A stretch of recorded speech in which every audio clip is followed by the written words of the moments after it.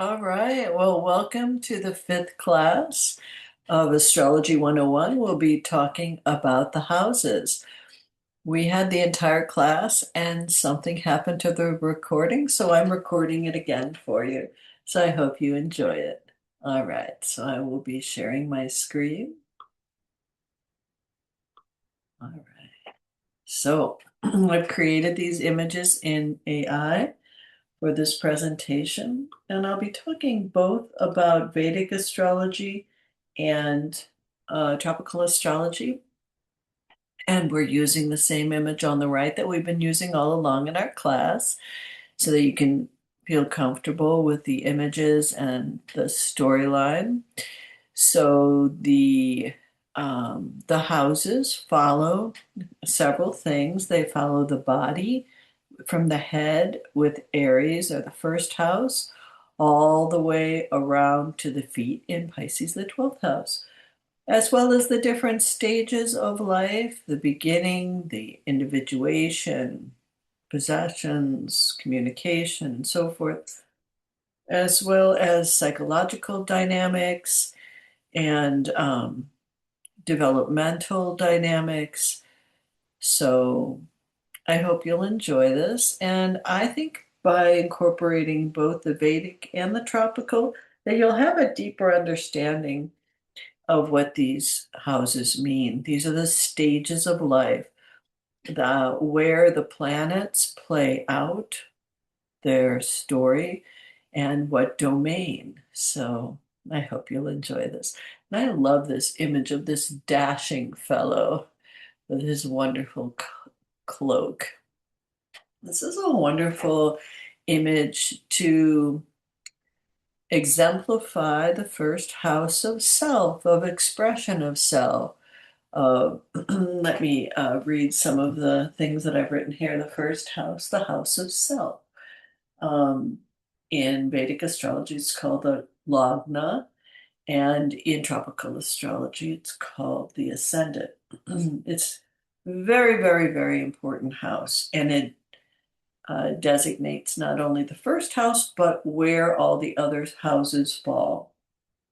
This is a fundamental portal, the rising point where the sky meets your personal horizon, painting your earthly identity like the first stroke on a blank canvas. It's what was on the horizon due east the moment that you were born. Now, it corresponds with the different signs in the zodiac. It doesn't exactly line up uh, with all the characteristics of the particular sign, but it certainly points to it and has a lot of similarities. In Vedic astrology, it represents the self, the physical body, the head, the brain, the face, the hair, and the skin. Overall vitality, health, personality, behavior, and general life path. It governs beginnings, status, and how the soul manifests in this incarnation, often called the most important house in the chart interpretation. In tropical astrology, it focuses on the outer self, the first impressions, appearance, leadership, initiation, personality, vitality. It reveals how you project into the world and embark on new cycles with a strong psychological lens on identity and self-awareness. So both traditions see this as the you as it greets the cosmos. As you can see, tropical is heavier on the psychological aspects, and we addressed why that was earlier in the course. In the 15th and 16th centuries, fortune tellers were burned at the stake by the overarching Christian dogma at the time that caused fortune tellers to be work of the devil. So it was Christian, it was against God in the early Christian tradition in this time to be a fortune teller. So astrology took a turn, a survival turn, and focused more on personality traits, which developed later into psychology and psychiatry. Got heavy on the archetype and Jung and so forth. Whereas in Vedic astrology, it maintained its fortune telling ability as well as much more focus on the emphasis on uh, earthly dynamics. All right, so we will go to the second house. Oops, here we go.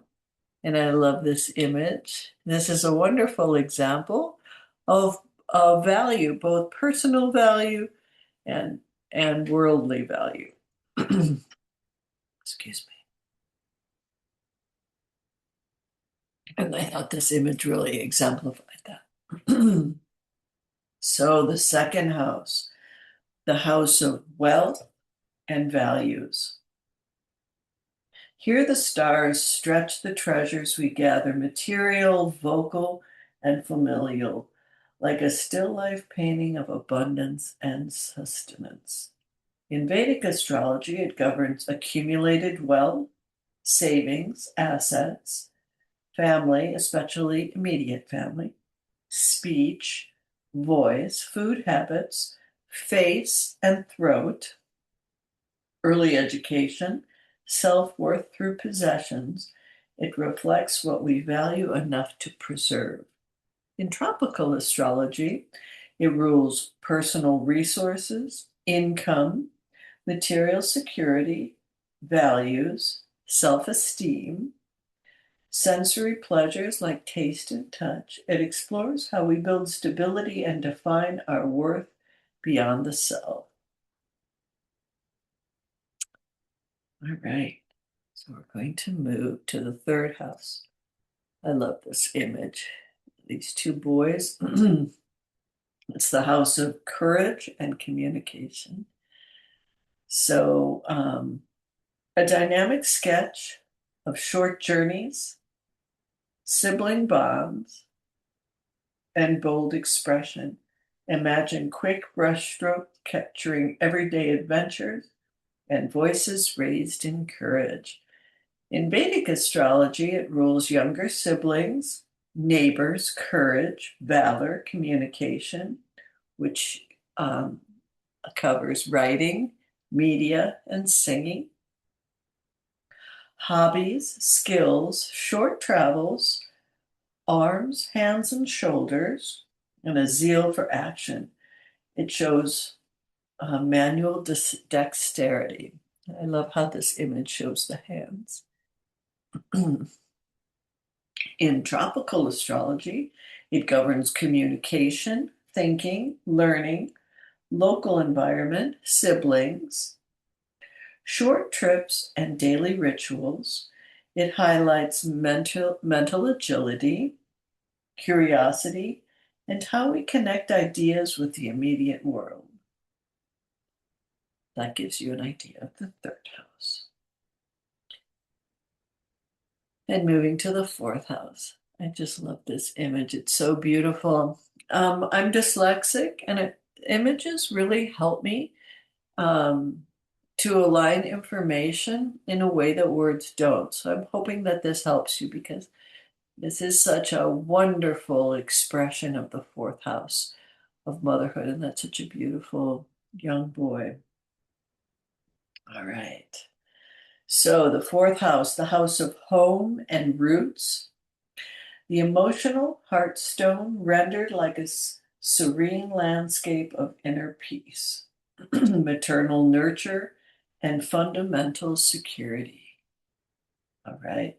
In Vedic astrology, it represents the mother, home, property, vehicles, land, emotional happiness, peace of mind. It rules the chest, the lungs, and the heart. Early education, private inner life. It signifies comfort and material bonds. In tropical astrology, it rules the home, family origins, roots, emotional security, parents, especially the mother, real estate, and the subconscious foundation. Reveals where we feel safe to retreat and nurture.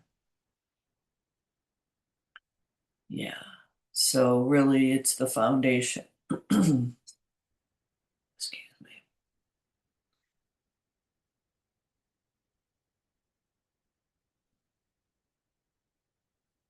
All right. Moving to the fifth house. And I just love this image. Fifth house is considered one of the finest houses in all 12 houses. And you can see how happy everyone is, creativity, love affairs. Makes me happy just to look at. A vibrant expression of color, children, romance, inspired play, like a gallery of the heart's most delightful creations. In Vedic astrology, it governs children, creativity, intelligence, higher education, speculation, romance, past life merits, Purva. So that's a different concept than we have in the West, but basically what that means is what have we done in a past life to benefit in this life, in this lifetime? So have we been a devoted person? Have we what merit have we collected in our selfless, thoughtful, noble behavior? And it is shown, demonstrated in the fifth house, where the planets are, where the ruler of the fifth house resides.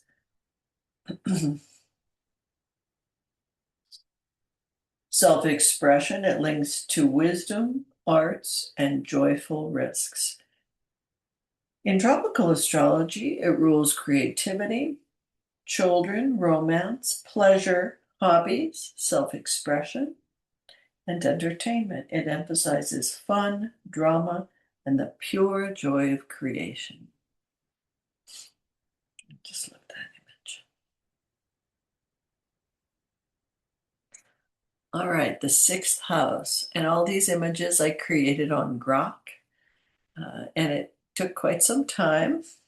I hope you like them. The sixth house, the house of service and challenges. It's a more difficult house. It's a house that improves with age and hard work. It is a difficult house, but it does get better as the native gets older.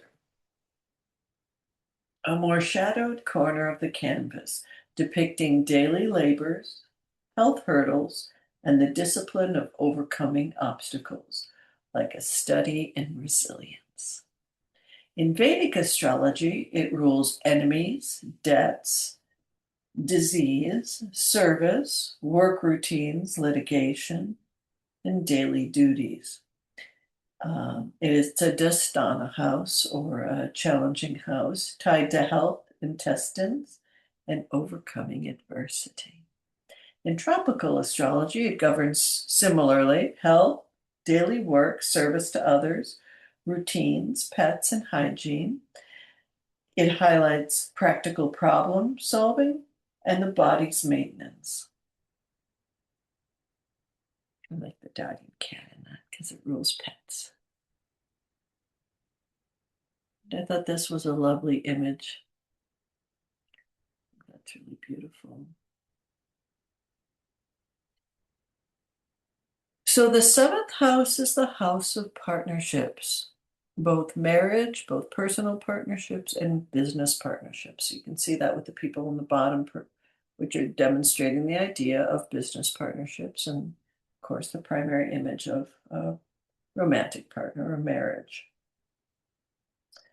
So the house of partnerships, the relational mirror, where one-on-one bonds reflect the diptych, marriage, business, and the art of balancing connections. In Vedic astrology, it represents the spouse, marriage, partnerships, business deals, public interaction, the lower spine and kidneys, governs legal unions and how we relate beyond the self.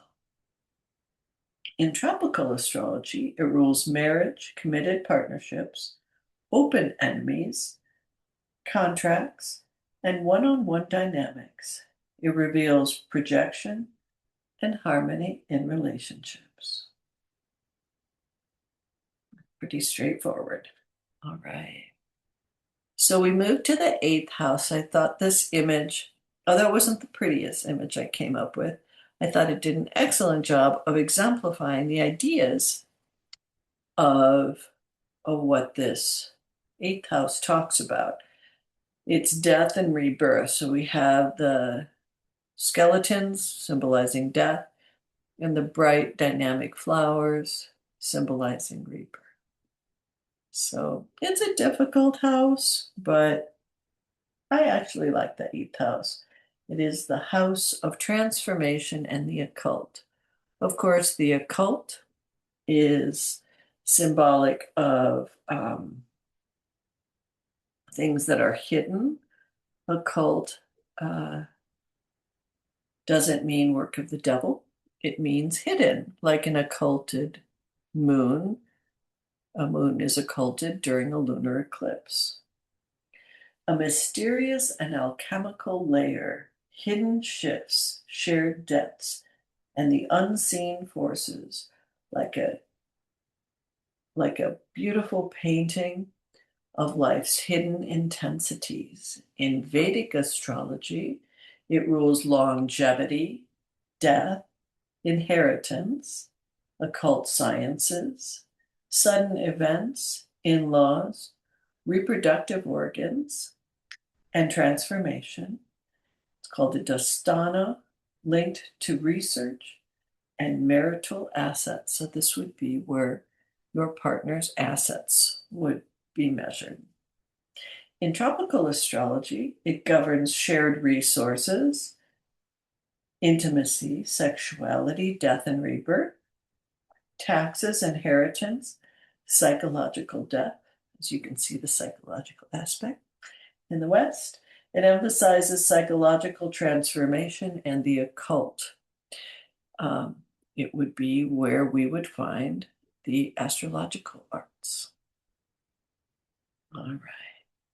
So we move to the ninth house.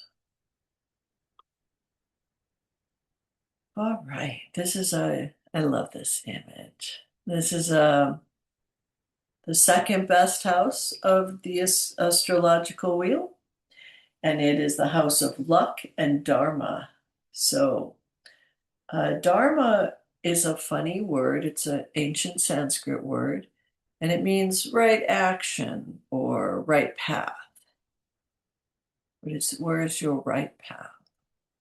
The expansive vista of higher wisdom, long journeys, faith and fortune, rendered as a grand landscape of spiritual quest and, and guidance. So, in Vedic astrology, it represents the father, luck, dharma, as we said, righteous path or right path, long distance travel, higher education, spirituality, the thighs. It symbolizes the guru or the teacher. Guru means teacher. And it is a trikona or auspicious house of the future. Of fortune, forgive me. In tropical astrology, it rules philosophy, beliefs, higher learning, long journeys, publishing, and luck. It explores worldview, ethics, an expansion beyond what is familiar. And Capricorn. I love this image. You can see each house has such a distinct meaning. The 10th house is the house of career and status. Karma Bhava, the pinnacle of public achievement, like a majestic summit portrait of ambition, reputation, and worldly contribution. In Vedic astrology, it governs career, profession, status, authority, karma, which actually means actions, The knees, public life. It reveals the societal role and midheaven-like prominence. So, career. In tropical astrology, it rules career, public image, reputation, achievements, and authority figures.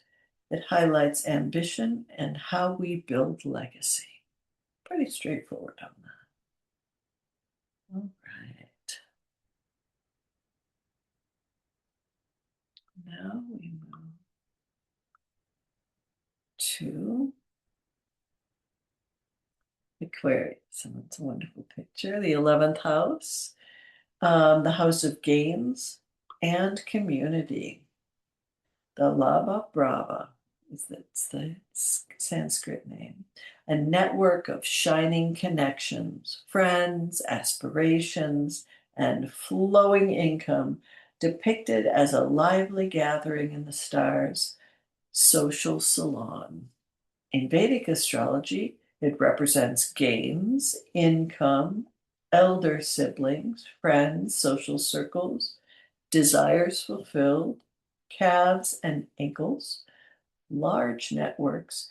It is a house of fulfillment and profit. In tropical astrology, it rules friends, groups, hopes and wishes, humanitarian causes, and future aspiration. It emphasizes community and collective gains. Networking. It is your networking. So, all right. And now we move to the last house. I love this image. The 12th house, which does get a bad rap.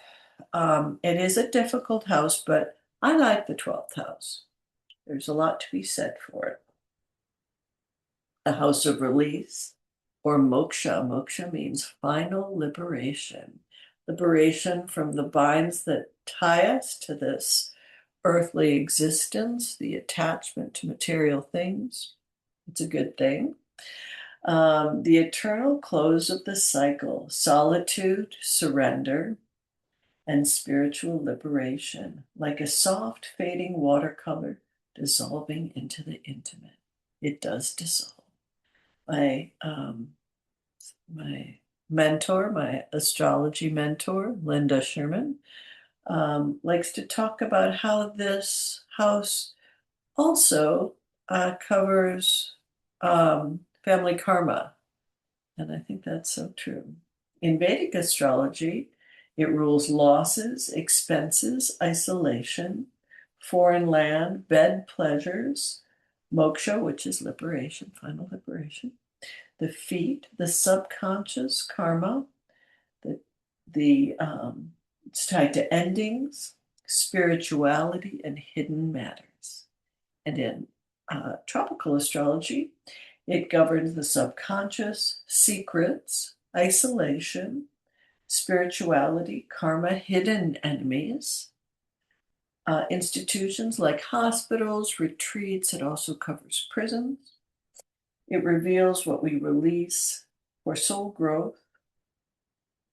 So these houses form a complete cosmic curriculum, inviting lifelong learning and self-discovery. Whether you explore through Vedic precise karmic lens or tropic intuitive seasonal flow, the chart becomes your personal artwork, revealing patterns, potentials, and pathways to harmony and growth. May this guide spark curiosity in your own starry map.